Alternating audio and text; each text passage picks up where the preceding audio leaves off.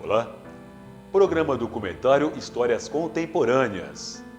Séculos de poder e maldade contra uma raça oprimida marcada pela pobreza.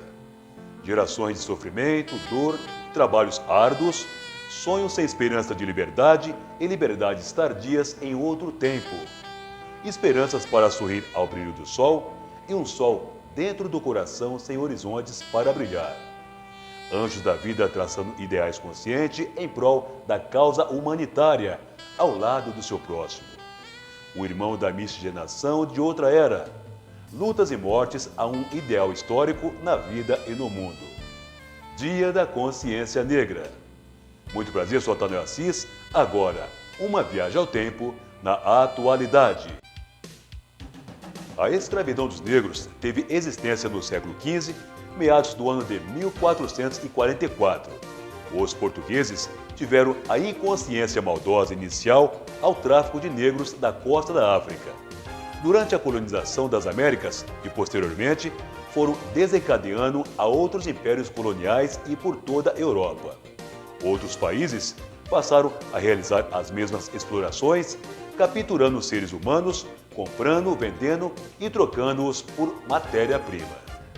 Elaborando seus enriquecimentos, tornando o empreendimento vicioso.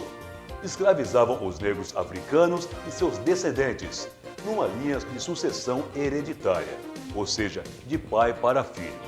E assim por diante aconteciam resgates de negros para elaboração de viagens e exportações nos navios negreiros. No Brasil, a primeira embarcação chegou no ano de 1535 em Salvador, Bahia, sendo um marco inicial na história da escravidão brasileira.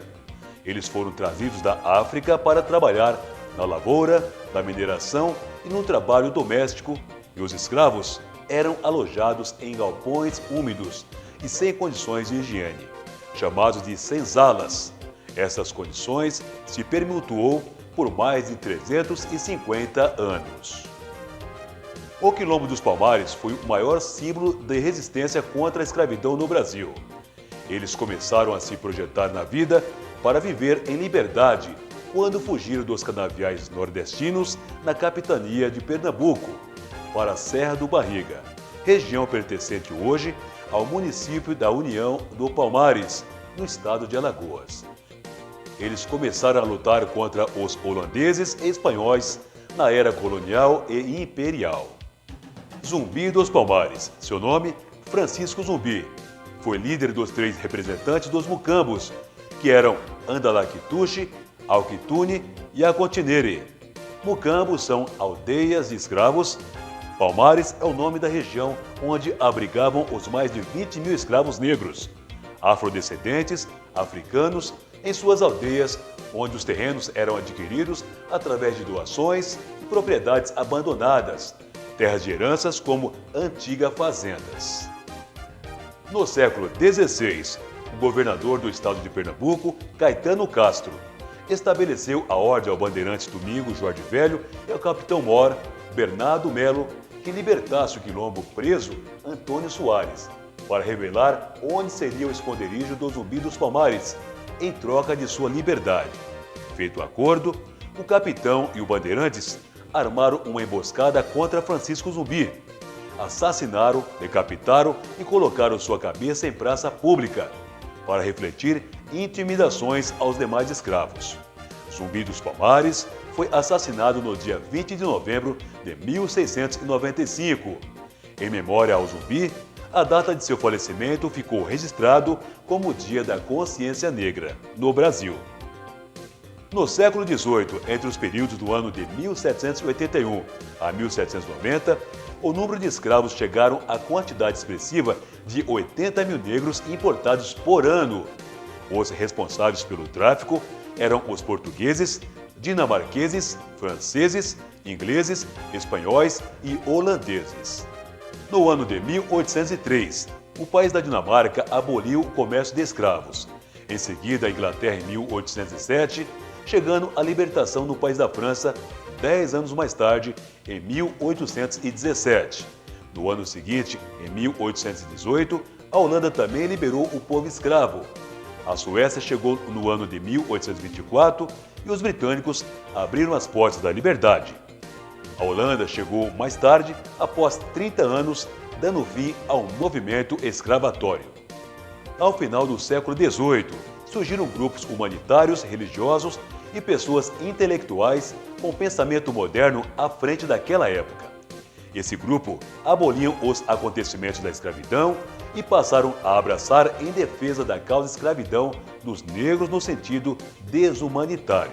Esta nova inspiração defensória foi classificado como século das luzes ao abolicionismo. O primeiro abolicionista no Brasil foi José Bonifácio, um pioneiro que veio puxando a linha de defensores desta causa.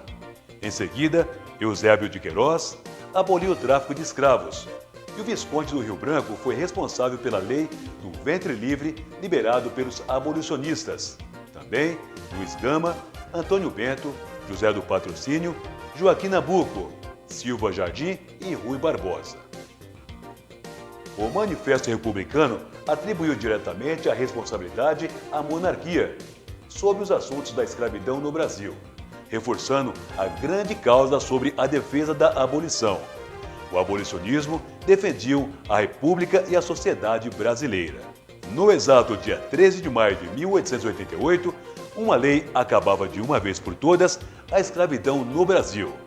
A princesa Isabel exercia a função de regente durante a ausência de seu pai, Dom Pedro II, que estava em viagem para fora do país, e a princesa Isabel assinou a Lei Áurea, abolindo a escravatura de forma defensiva no Brasil há 133 anos.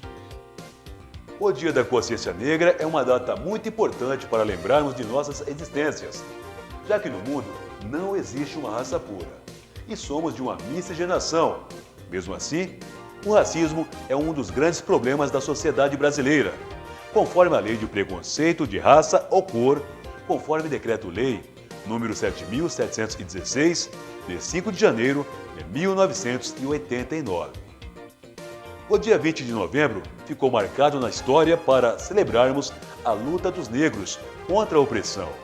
Esse dia foi instituído pelo presidente do Brasil, Luiz Inácio Lula da Silva, através da Lei de número 10.639, dando ênfase à inclusão ao tema em documento História e Cultura Afro-Brasileira, na gestão presidencial de 2003. O Dia Nacional do Zumbi dos Palmares e da Consciência Negra foi promulgada na Constituição de 1988 pela redemocratização do Brasil, conforme Lei número 12.519, de 10 de novembro de 2011, durante o governo da presidenta brasileira Dilma Vana Rousseff. O dia do feriado é opcional a cada estado ou município, conforme seus representantes. Dia da Consciência Negra.